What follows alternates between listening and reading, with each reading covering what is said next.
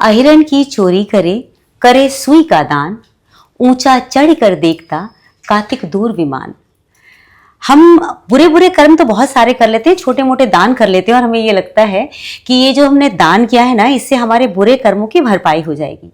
लेकिन हम ये भूल जाते हैं कि कर्मों का हिसाब किताब करने वाले हम कोई नहीं है, उसका हिसाब किताब कोई और कर रहा है और उनकी तरफ से कभी भी कुछ भी गलत हिसाब किताब बिल्कुल नहीं होता।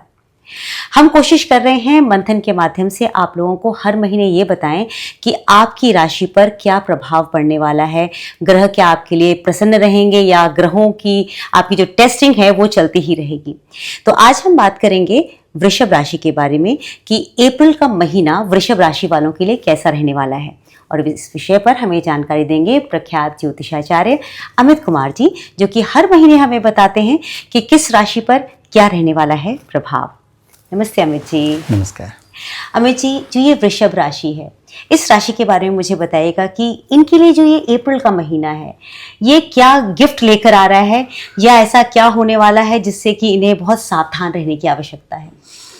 देखिए, अप्रैल का महीना इनके लिए थोड़ा डिफरेंट होगा। डिफरेंट ये होगा कि इनके लिए थोड़ा सा समझदारी से काम लेने की आवश्यकता होगी। अच्छा। अब ये कि समझदारी से काम लेंगे तो बहुत बढ़िया हो जाएगा और समझदारी से काम नहीं लेंगे तो बहुत नुकसान भी हो सकता है। दोनों समझदारी किस हिसाब से आप समझदारी, क्योंकि इनका जो subconscious mind and conscious mind है बहुत सेंसिटिव और बहुत फास्ट है, बहुत एक्टिव होता है, बहुत अच्छे तरीके से ये काम को कर सकते हैं और बहुत क्विक रिस्पॉन्स करते हैं, मतलब सोचते हैं और रिएक्ट करते हैं। ये बहुत जल्दी रिएक्ट करते हैं किसी बात को ना, बहुत फास्ट समझ गए, मतलब तुरंत किसी की बात सुने और फटाफट रिएक्ट कर सकते हैं। ये इनकी क्वालिटी है।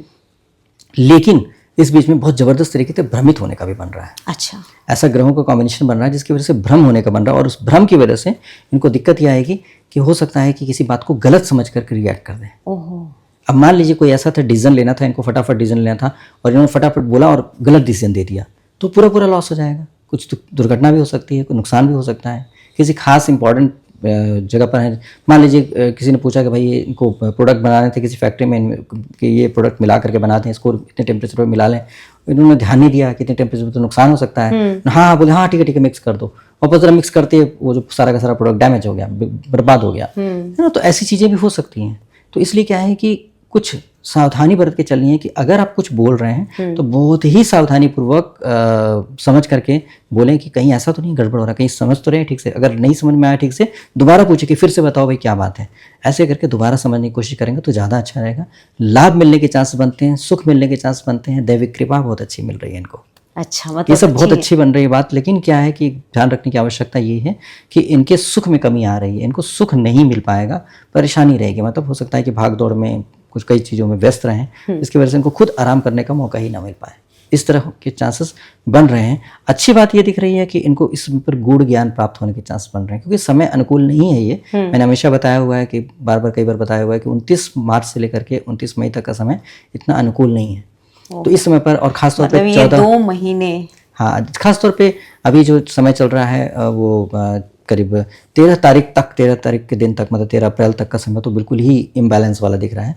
तो ऐसे समय में ये भी हो सकता है कि इनके और लोग जो है तकलीफ में रहेंगे और ये उनकी मदद करेंगे। अच्छा, इस तरह से भी व्यस्त हो सकते हैं, उनको समय नहीं मिल पाया आराम करने के लिए, इसके चांसेस बन सकते हैं। और ऐसे समय में हो सकता है जब कई विपरीत परिस्थितियों में लोगों को तकलीफ में देकर के व्यक्ति को धर्म का ज्ञान होता है कि नहीं मुझे इसकी मदद करनी चाहिए, और व्यक्ति मदद नहीं करता था फिर भी उसके अंदर प्रेरणा हुई और उसके अंदर एक आत्मज्ञान हुआ और उस व्यक्ति के अंदर स्पिरिचुअल ग्रोथ होना शुरू हो गया, स्पिरिचुअल प्रोग्रेस होना शुरू हो गया, है ना।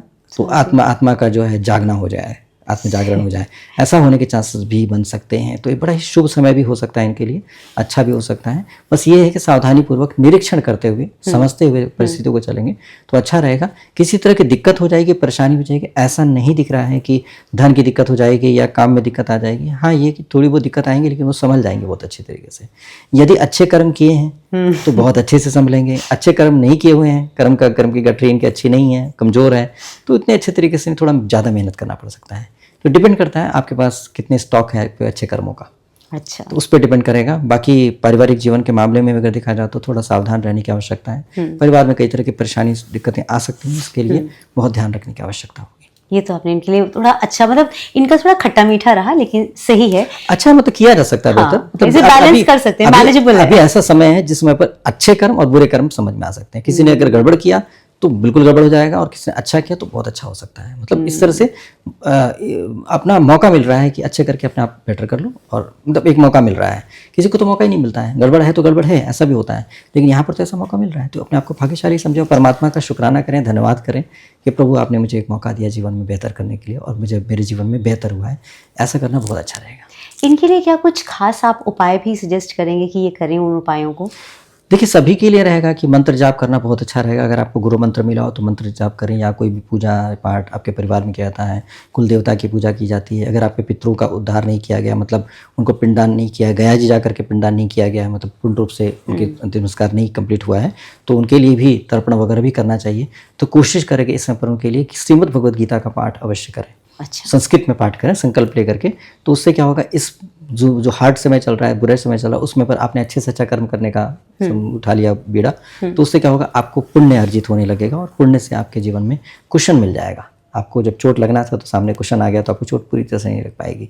तो ये अच्छा रहेगा। तो आपने कहा था जैसे शुरुआत में कि कर्म जो है, तो कर्म करने का मौका मिल रहा है, तो आप अच्छे कर्म करिए। हाँ, हालांकि अच्छे कर्म करने से बुरे कर्म मिट जाते हैं, ऐसा नहीं होता है। हाँ, ये है कि आपके प्रति आपकी भावना की वजह से परमात्मा की तरफ से एक माफ़ी जैसा मिल जाता है, और जैसे होता है ना कि एक कैदी को अच्छे आचरण की वजह से उसकी सज़ा कम कर दी जाती है, तो सेम वैसे ही होता है कि आपको अच्छे कर्म, लेकिन रियल में आपके अंदर बदलाव आना चाहिए। और इन सब चीज़ों को करने से, सत्कर्म करने से, अच्छे कर्म करने से वाकई आपके आत्मा में परिवर्तन होता है, और जो होने का योग ऐसे भी बन ही रहा है। तो जो बन रहा है आपके योग, उसी योग को और आगे पावरफुल करके आप अच्छा करने की कोशिश करेंगे, तो इससे आपके जीवन में इंप्रूवमेंट आएगा ही आएगा। बहुत अच्छी बात आपने कही। अब चूंकि 9 दिन नवरात्रि के हैं, तो मुझे हमेशा ये लालसा रहती है कि माँ से कुछ हम एक्स्ट्रा मांग लें। हो सकता है कि जो हमारे अंदर आत्मशक्ति की कमी है, वो शक्ति ही उनसे मांग लें, और सही और गलत का फैसला करते हुए अपने कर्मों को सुधार लें। जी, तो यहाँ पर माँ गौरी की पूजा करने के लिए बहुत ही अच्छा रहेगा। माँ शैलपुत्री और माँ गौरी की पूजा करना बहुत ही ज़्यादा अच्छा रहेगा, क्योंकि यहाँ पर एक तो इनके अंदर हेल्थ के इश्यूज़ थोड़े आ सकते हैं। अच्छा। क्योंकि इनका इम्बैलेंसिंग होने की वजह से इनको थोड़ी सी दिक्कत आ सकती है, खासतौर पर हार्मोनल डिस्टर्बेंस हो सकता है, या नर्वस सिस्टम से रिलेटेड इशूज़ आ सकते हैं। ऐसे केस में माँ शैलपुत्री की पूजन करने से व्यक्ति के रोग में और औषधि प्राप्त करने में थोड़ी आसानी हो जाती है। रोग में मतलब आराम मिलता है, और दूसरा औषधि प्राप्त करने में आसानी होती है। और औषधि भी ऐसे व्यक्ति से भी प्राप्त हो सकती है, अगर ठीक तरीके से पूजा करें, जो व्यक्ति ज्ञान रखता हो उसको जागृत करके दे पाए। क्योंकि आयुर्वेदिक में औषधियाँ जो होती हैं बहुत पावरफुल होती हैं, बशर्ते उनको सही नक्षत्र में, सही मुहूर्त में, सही तरीके से उनको बनाया जाए और सही तरह से उसको ग्रहण किया जाए, तो बहुत अच्छे रिजल्ट आते हैं, पूर्ण रूप से रिजल्ट आते हैं। आजकल रिजल्ट नहीं आ रहे हैं, इसका कारण ये है कि उसको आयुर्वेद के शास्त्र के मर्यादाओं का पालन करके नहीं बना रहे हैं। तो ऐसे में ऐसे व्यक्ति मिल जाएगा जो आपको बढ़िया तरीके से मदद कर पाएगा, तो आपके जीवन में परिवर्तन आ जाएगा। बहुत अच्छी बात आपने बताई। और मेरे दर्शकों को शायद पता ना हो कि अमित जी सिर्फ एक एस्ट्रोलॉजर नहीं है, ये थीटा हीलर भी हैं, और इन्होंने sujok therapy, reiki, dowsing, acupuncture, इनके पास मतलब इतना सारा ज्ञान है कि हम कभी कभी ना इनसे उन चीज़ों पर भी बात करेंगे, और अलग अलग आयामों को अपने सुधारने की कोशिश करेंगे। अमित जी, आपका हृदय से बहुत बहुत आभार। फिर आपसे मिलती हूँ। धन्यवाद, नमस्कार।